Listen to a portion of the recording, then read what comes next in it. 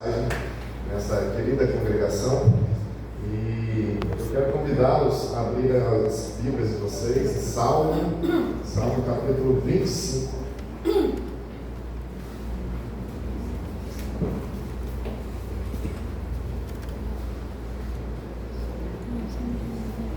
É um salmo de Davi. Hoje eu tenho o costume de geralmente fazer pregação expositiva, trabalhando versículo por versículo, mas hoje nós faremos um misto de expositiva com temática. E a temática de hoje vai ser como entender, como descobrir qual é a vontade de Deus para a minha vida. Nós vamos usar o Salmo 25 para isso.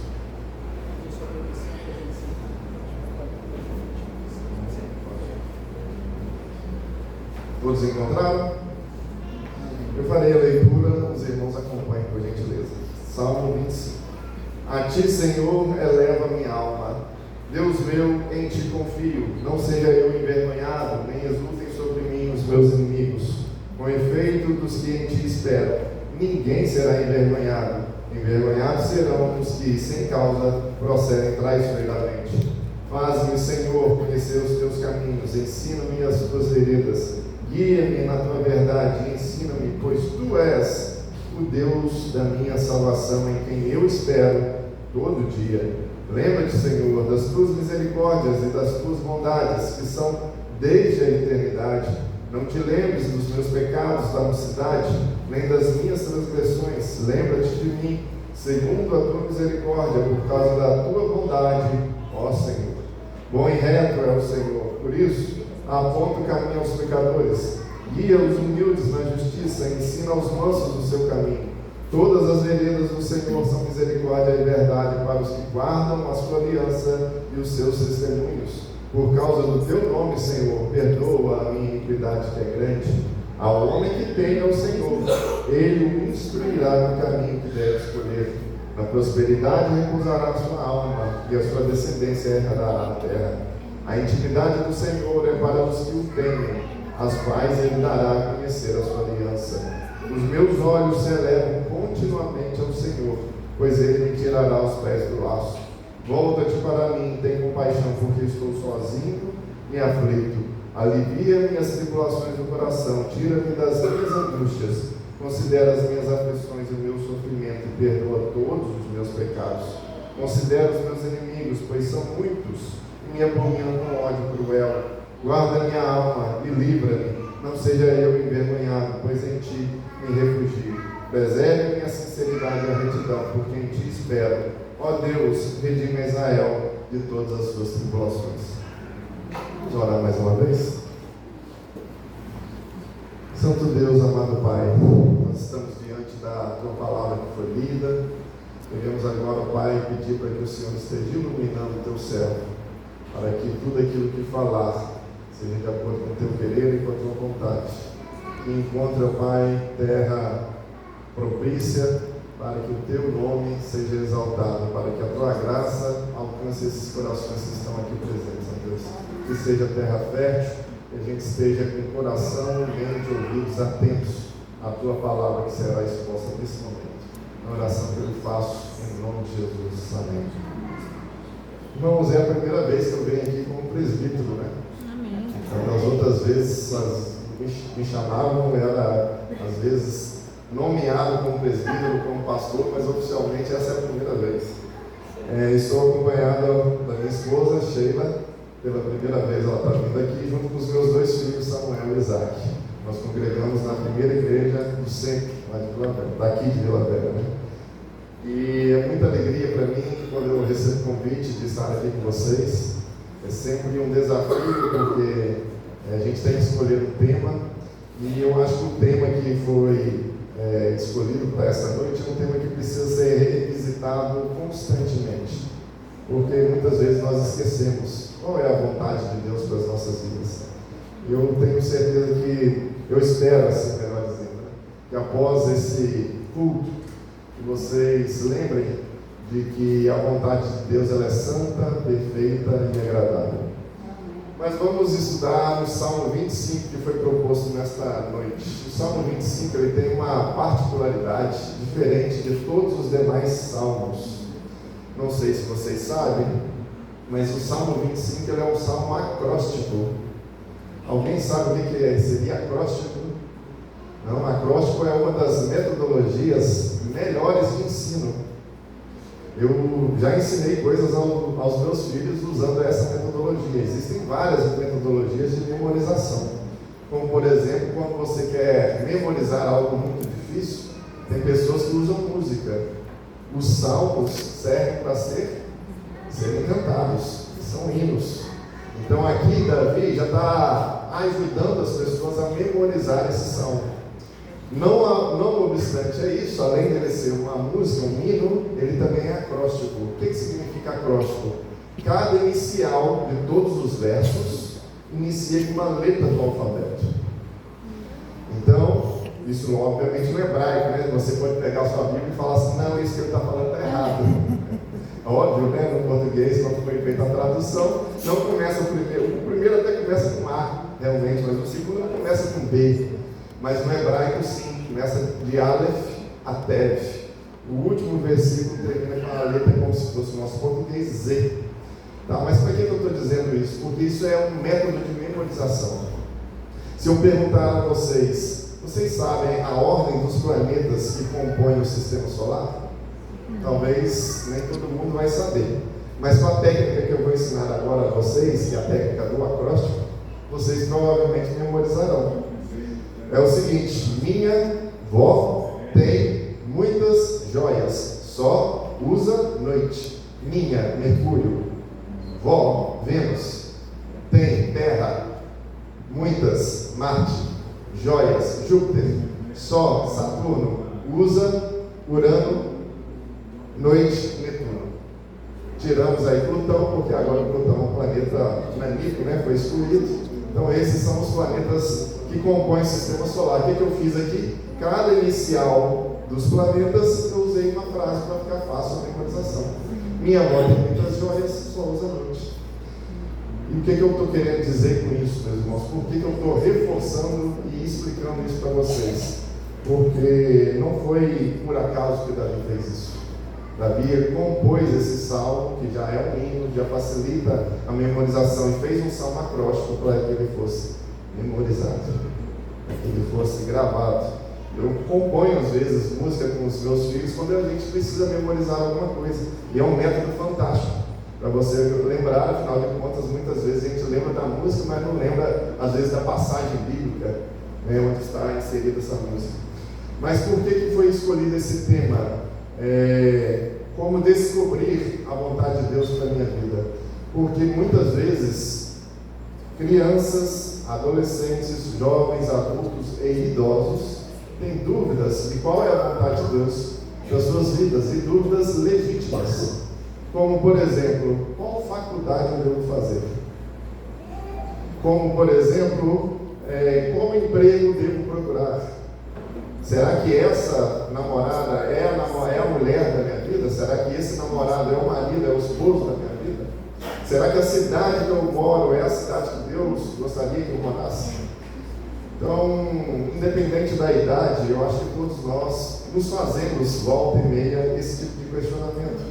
Se estamos fazendo a vontade de Deus. E hoje o que eu venho trazer e propor não é um manual de 5 passos para você descobrir qual é a vontade de Deus. Não foi para isso que eu vim aqui. Eu vim para cá para mostrar que muitas vezes enganoso é o coração do homem. Nós vamos falar algumas armadilhas e vou te dar algumas pistas de como entender qual é a vontade de Deus para as nossas vidas. Mas a primeira coisa que eu quero fazer é corrigir o meu próprio título. Meu título foi Como Descobrir Qual é a Vontade de Deus. Quando eu uso essa palavra descobrir, dá a ideia de que tem algo secreto, que está oculto, e que alguém de determinado lugar tem uma chave para acessar esse, vamos dizer assim, cofre secreto. Não é assim, meus irmãos. Nós, como presbiterianos, como reformados, nós não acreditamos que a vontade de Deus ela é 100% oculta. O que nós precisamos já foi revelado, está na minha mão, está na mão de vocês. E por que eu estou dizendo isso? Eu quero convidar vocês a abrir Efésios 5, porque aí nós vamos entender que o termo correto não é descobrir a vontade de Deus. E quando a gente abre lá em Efésios capítulo 5, a gente vai ver no versículo 17 o seguinte: por esta razão não vos torneis insensatos, mas procurai o quê? Compreender qual é a vontade de Deus. Então a vontade de Deus, ela não está encoberta para que a gente precise descobrir. O que a gente precisa, portanto, é compreender. E a compreensão, ela vem através de quê? Estudo, meditação, comunhão, oração. Não há nada encoberto que você vai encontrar determinada resposta em num local específico ou numa pessoa específica. Não há nada encoberto. Então essa é a primeira correção que eu gostaria de fazer. A chave do cofre já foi aberta, já está nas suas mãos, já está na minha mão.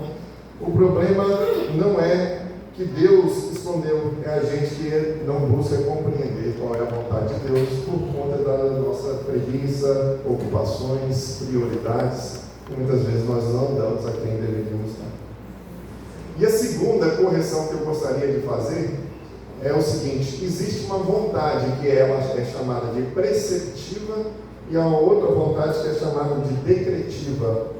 Quando houve a eleição dos presbíteros e diáconos, da nossa denominação mês passado, não sei se chegou até o pastor Nilson alguém perguntando a ele: pastor, você acha que foi feita a vontade de Deus nessa eleição? Não chegou ninguém perguntando para o senhor, mas poderia ter chegado. E aí, qual seria a resposta do pastor? Foi feita a vontade ou não foi feita a vontade de Deus?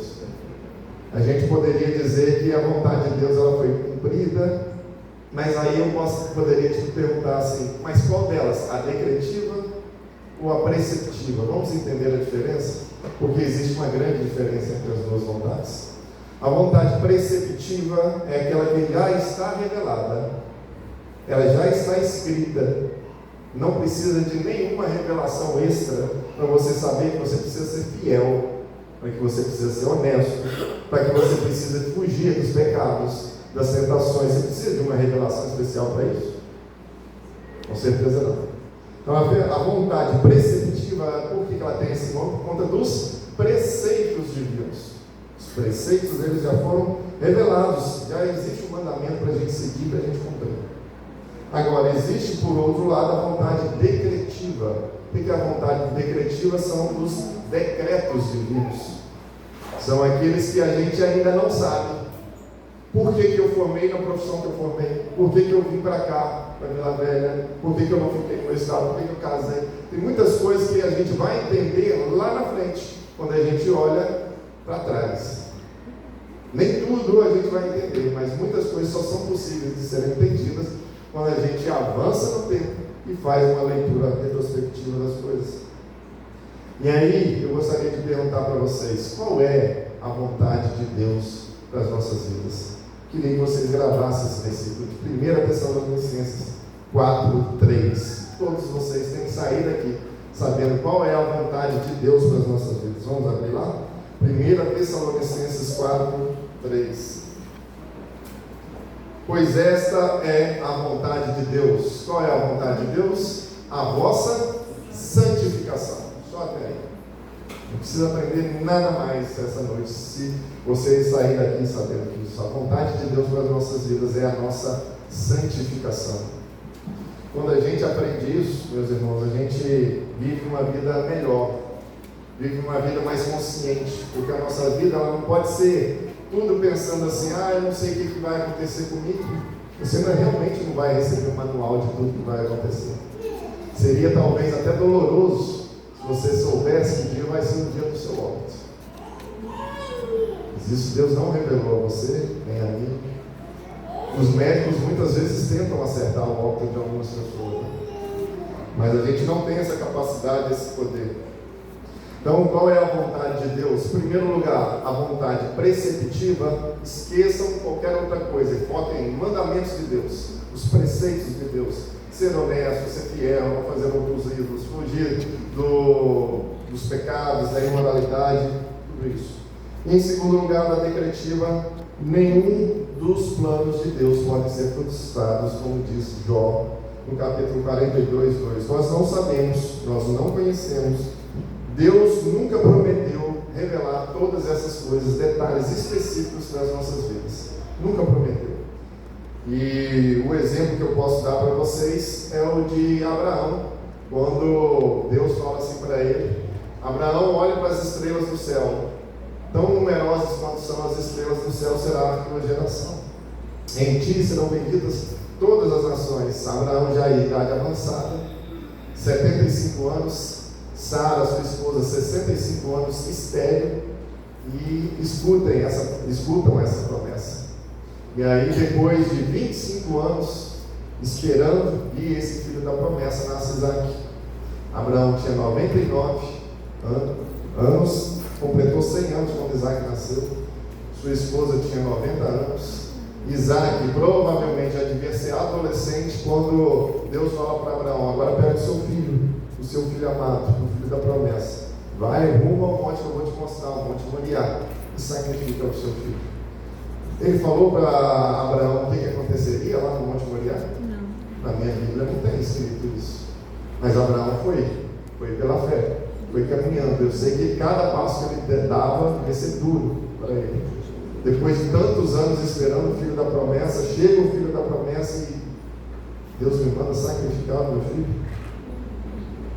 Ele não explicou para Abraão: na hora que você estiver levantando o coutelo para matar o seu filho em sacrifício, em obediência a mim, eu vou mandar um anjo segurar. Ele não falou isso. Muitas vezes o que a gente quer é que Deus narre o que vai acontecer nas nossas vidas. Sabe por quê? Porque a gente quer ter sua vitória. A gente não quer errar. A gente tem muito medo, muita insegurança do futuro, do amanhã. E a gente gostaria de viver uma vida que a gente já soubesse tudo para ter um mínimo ou zero erro. Então, quando alguém perguntar se foi feita a vontade de Deus numa determinada eleição, qual a vontade de Deus? Preceptiva ou a decretiva? Porque muitas vezes um corrupto pode ganhar uma eleição. E aí a gente vai pensar assim: foi qual a vontade? Será que Deus se alegra com uma eleição de uma pessoa desonesta e corrupta? Precisamos entender essa diferença, meus irmãos. Porque enganoso é o coração do homem. E eu quero dizer para vocês pelo menos 7 enganos nos nossos corações, para que a gente tenha mais sabedoria na hora de entender as coisas que acontecem nas nossas vidas. Afinal de contas, não ocorrem conosco só coisas boas, não é mesmo? Então vamos lá. Primeiro engano dos nossos corações é chamar de vontade de Deus vontade própria. Então, quando a gente chama aqui, foi feita a vontade de Deus, aquilo que na realidade era a nossa vontade, é um dos enganos do coração. Então, por exemplo, um adolescente ou um jovem terminou um namoro. Aí o que ele fala? Foi feita a vontade de Deus. Na realidade, era a vontade dele própria. E ele está justificando com um versículo bíblico. Está espiritualizando a decisão que foi dele próprio. Foi feita a vontade de Deus.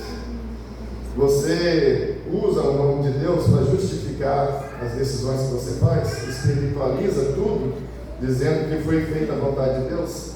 Na realidade, muitos de nós fazemos isso, né? Decidimos com o coração, depois usamos algum versículo para embasar aquela decisão que não era a vontade de Deus, foi a decisão sua. Em segundo lugar, muitas vezes o que a gente quer, não sei quantos de vocês gostam de assistir filme, mas eu não sou de assistir muitos filmes, raramente eu assisto. Mas antes de assistir um filme, eu gosto de ver o trailer, para saber as partes ali do filme, se são emocionantes, se vai me atrair ou não. Não sei se vocês também são assim. Na realidade, nas nossas vidas, a gente gostaria que a gente também tivesse um trailer da nossa vida. Sabe para quê? Para que em flashes de poucos segundos você soubesse onde você estaria trabalhando, com quem você estaria se relacionando, ou em qual cidade você estaria morando, em qual curso você teria se formado. Para quê? evitar equívocos. Afinal de contas, nenhum de nós quer tomar decisões que lá na frente vamos se arrepender. Então, muitas vezes a gente quer um trailer da nossa vida, o jovem quer ver qual é a faculdade, que ele precisa decidir muito jovem, uma decisão importante que vai impactar no restante da vida dele, quer saber sobre o namoro, será que essa menina que ele está namorando é a mulher realmente da vida dele? Será que vai dar certo? E eu quero dizer para vocês que isso não é fé. Querer viver por vista não é fé, é falta de fé, falta de convicção, é querer viver sabendo aquilo que vai acontecer, querendo saber o amanhã, querendo saber os desígnios de Deus, querendo ter controle de todas as coisas. E o caminho natural, quando você quer isso, é ansiedade, depressão e apostasia. O caminho natural, quando você quer viver uma vida controlando todas as coisas, são incontroláveis. Não dá para a gente controlar tudo, não. É a pessoa ficar triste, ansiosa, entrar em depressão muitas vezes, e às vezes até apostatar a sua fé. Terceiro lugar, usar a paz no coração como se fosse uma bússola absoluta. Então as pessoas falam assim: aconteceu isso e agora eu estou em paz. Então foi feita a vontade de Deus. Como se a paz fosse uma bússola absoluta. Lembrem-se, meus irmãos, que Jonas, quando estava fugindo da vontade de Deus, chegou ao ponto de uma grande tempestade, dormir. O coração do homem é enganoso a tal ponto que ele é capaz de fabricar a paz. O coração do homem é enganoso a tal ponto que ele é capaz de fabricar a paz. Em quarto lugar, interpretar circunstâncias como se fossem mensagens divinas. Então, por exemplo, consegui um emprego. Foi feita a vontade de Deus. Fui demitido. É porque era a vontade de Deus. E aí muitas vezes a gente acha que a vontade de Deus, quando as portas se abrem, foi feita a vontade de Deus. Quando fecham, também foi feita a vontade de Deus. Só que se esquecem de preceitos. Eu vou dar um exemplo para materializar isso que eu estou querendo falar. Tem muitos brasileiros querendo morar fora do Brasil nesses últimos anos. São mais de 5 milhões de brasileiros que só nesses últimos 4 anos saíram do país. Geralmente, o foco, o destino mais encontrável é os Estados Unidos. Só que para você emigrar para os Estados Unidos não é muito simples e não é barato. Então, o que muitos brasileiros chegam ao ponto, até cristãos, presta atenção, de fazer: eu vou tentar o visto de turista, se eu conseguir, é porque Deus quis. Chega lá nos Estados Unidos com visto de turista e começa a trabalhar, viver no status legal, porque ele recebeu um visto de turista. Será que foi feita a vontade de Deus, invadindo um preceito divino? Isso tem sido comum no nosso país, inclusive dentro de algumas igrejas.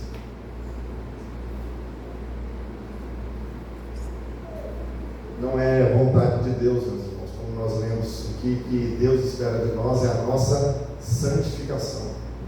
A vontade de Deus é essa para as nossas vidas, é a santificação. Em quinto lugar, tem pessoas que fazem testes com Deus. Eu não sei se você já fez. Eu acho que você já deve ter feito, porque até eu também já fiz. Isso é para provar quão enganoso é o coração do homem. Muitas vezes a gente pega lá a história de Gideão, né? A história de Gideão, que ele quis fazer um teste com Deus. Quero ver mesmo, Senhor. Se o Senhor está do meu lado, vou colocar um algodão, e se cair o orvalho só sobre o algodão e em volta estiver seco, eu vou entender que realmente o Senhor está comigo. Fez um teste com Deus. Só que ali não é um teste que prova o valor da fé de Gideão. Pelo contrário, prova a incredulidade de Gideão. Ali é um testemunho de incredulidade, de falta de fé, de insegurança. E muitas vezes a gente fica fazendo esses testes com Deus para confirmar as nossas próprias vontades. Vou dar 2 exemplos. O primeiro deles, tinha um rapaz que ele queria confirmar se a namorada dele deveria ser a esposa dele. seria ela a esposa para o resto da sua vida. E aí ele resolve fazer um teste com Deus. Ele chega na ponta de um lago, pega aquelas pedrinhas, não sei quantos homens aqui devem ter feito isso já na vida, né? E joga assim, arremessa a pedrinha para ela ir quicando, e ela tinha um tronco de árvore no meio do lago. E aí ele falou: você pode jogar 3 vezes. Se uma delas bater nesse tronco da árvore, é porque é a vontade de Deus que eu me caso com essa mulher. Aí foi lá e pá, jogou a primeira, passou longe. Foi lá, arrumou a segunda, caiu antes a pedrinha de chegar no tronco da árvore. Aí sabe o que ele decidiu? Entrou lá dentro do lago, chegou assim, ó, do lado do tronco e tá. Era a vontade de Deus que eu me casasse com essa mulher. Tem pessoas que chegam a esse ponto, né? Fazer esse teste absurdo. Tem pessoas que, às vezes, numa mesma circunstância, só um exemplo, obviamente, isso daqui não é real, mas para que vocês entendam a materialização disso que eu estou querendo dizer. Às vezes tem um rapaz que ele é muito atirado, muito abusado dentro de uma escola, o outro muito tímido. E ambos têm interesse em namorar a mesma menina. E o mais abusado, ele faz o seguinte teste: eu vou ligar 10 vezes para a casa dela. Se em alguma delas atender, é porque essa é a mulher da minha vida. Aí ele liga 10 vezes, até que uma das vezes alguém atende e fala: aí, tá vendo? Está comprovado isso que eu queria dizer, essa é a mulher da minha vida. Já o outro que era tímido, liga apenas uma vez e ninguém atende. Conclusão: o mesmo objetivo, pessoas diferentes, testes diferentes, propostas diferentes, chegam a conclusões diferentes, porque são pessoas distintas. Então os dois interpretaram de uma maneira que cada um deles queria interpretar. Testar a Deus não é prova de fé, é prova de incredulidade. Enganoso é o coração do mundo. Em sexto lugar, confundir dificuldade com erro. Então, por exemplo, o namoro deu errado, não era a vontade de Deus. O emprego ficou difícil, não estou conseguindo emprego, é porque não era a vontade de Deus. E aí a gente ama citar Romanos 8:28, não? Sabemos que todas as coisas cooperam para o bem. De quem? Daqueles que amam a Deus. Sabemos que todas as coisas. Então a pessoa entende assim: todas as coisas incluem coisas ruins também, né? Não inclui só coisas boas. Então, inclusive essa coisa ruim de terminar o namoro, perder o emprego, passar dificuldade, coopera para o bem. Sendo que muitas vezes a gente tem dificuldade de entender o que é esse bem. Porque quando está tudo bem é fácil, né? Todas as coisas estão cooperando para você. Mas quando uma doença te acomete, como um câncer, como um AVC, como uma pneumonia, como um infarto, quando uma morte, quando um desemprego, quando uma separação, qualquer coisa ruim acontece na sua vida, você é capaz de dizer isso? Porque todas as coisas cooperam para o bem daqueles que amam a Deus. Deveria dizer que sim, meus irmãos. Porque o bem não é riqueza. Se você acha que o bem é riqueza, mude isso na sua Bíblia, porque todas as coisas cooperam para a riqueza, e verá que ficaria um significado esquisito, errado. Se você acha que é saúde, porque todas as coisas cooperam para a saúde, então o câncer é um erro divino. Se você acha que é comodidade, prazeres da vida, porque todas as coisas cooperam para a comodidade, então passar qualquer aperto, qualquer dificuldade, foi um cálculo, um erro de cálculo. E Pedro, ele fala que o ouro, ele só pode ser depurado aonde? Em fogo. Uma vez provado o valor da vossa fé, que é mais valiosa do que o ouro, não qualquer ouro, o ouro depurado no fogo. Seria maravilhoso se a gente crescesse, amadurecesse a nossa fé, assim ó, no instalar de Deus. Sabe qual que é o problema disso? É impossível. Jó não teria amadurecido da forma como ele amadureceu se não tivesse acontecido nada das tragédias que aconteceram na vida dele. E ele sabia que Deus tinha um propósito para todas essas coisas. Sétimo lugar, o mito de achar que está no centro da vontade de Deus.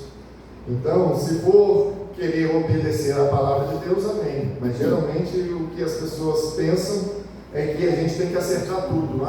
As coisas estão evoluindo bem, as coisas estão caminhando bem na sua vida, é porque você está no centro da vontade de Deus. As coisas começaram a andar mal, é porque você saiu do centro da vontade de Deus, é porque você está em pecado, alguma coisa errada aí na sua espiritualidade, geralmente é isso.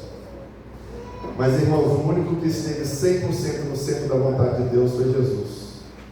Todos nós fraquejamos, todos nós falhamos, todos nós carecemos e tropeçamos, carecemos da misericórdia de Deus. Então, você talvez esteja se perguntando, tá, mas como discernir, Léo, qual é a vontade de Deus? Como saber?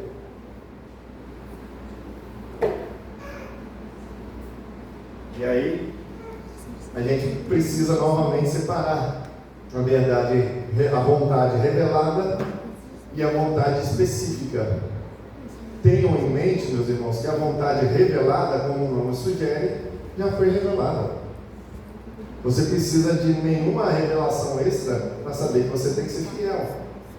Você não precisa de nenhuma revelação extra para saber que você precisa ser honesto, para que você precisa amar a Deus, para que você precisa amar o próximo, para que você não deva fazer esculturas, adorar outros deuses. Não precisa de nenhuma revelação extra. Isso já está revelado. Então, essa eu não vou me ater tanto. Eu vou na específica, porque eu sei que essa é onde você mais tropeça, é onde você mais escorrega e às vezes cai. Então, vamos lá sobre a vontade específica. Como saber, Léo, a vontade específica de Deus para a minha vida? Mantenha sua Bíblia aberta aí no Salmo 25. Nos versos 1 a 2, só abrindo parênteses, né? Salmo não é versículo. Salmo são versos, porque é um poema. Então, só para diferenciar. De 1 a 2, diz assim: a ti, Senhor, eleva minha alma. Deus meu, em quem eu confio? Em mim? Em ti. Não, em ti eu confio. Então, a primeira coisa para você conhecer qual é a vontade de Deus é confiança em Deus. O Salmo está dizendo: a ti, Senhor, eleva minha alma.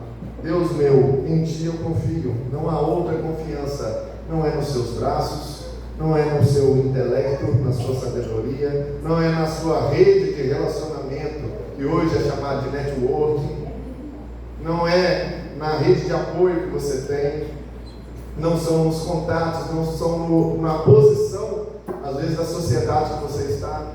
Não, é no Senhor que deve estar a sua confiança. Em ti eu confio. Então comece entregando a sua vida para o Senhor.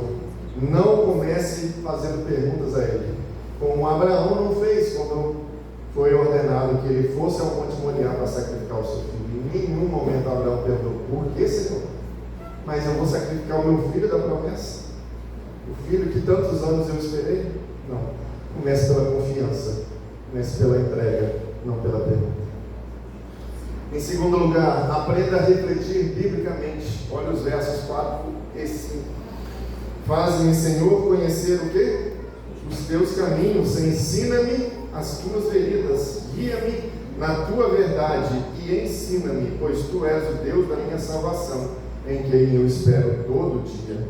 Então, Davi, ele está querendo o quê? Ele está querendo o padrão do Senhor. Ele está querendo o caráter, ele está querendo os valores de Deus, para tomar decisões sábias. Se você quer tomar decisões sábias, se você não quer escorregar nas decisões da sua vida, olhe para o Senhor, olhe pela Bíblia, olhe para aquilo que já está revelado. Então, a Bíblia não vai revelar para você se você deve fazer medicina ou direito, engenharia ou matemática, nutrição ou odontologia. A Bíblia não vai te informar isso. Não tem uma revelação específica para isso. Então, como caminhar nesse sentido? Reflita se o que você vai fazer redundará em louvor, glória e honra para o nome do Senhor Jesus. E aí você terá um bom sinal, um bom indicativo do que deve ser feito. Terceiro lugar, o temor do Senhor deve ser o seu filtro. Se não, vejamos os versos 12 a 14. Ao homem que teme ao Senhor, Ele fará o quê? Instruirá o caminho que deve escolher. Na prosperidade repousará a sua alma e a sua descendência herdará a terra. A intimidade do Senhor é para quem? Para os que o temem, aos quais Ele dará a conhecer a sua aliança. Então adianta pedir direção a Deus se você está no caminho errado? Adianta um homem adúltero fazer uma oração perguntando: Senhor, me mostre qual mulher eu devo ficar?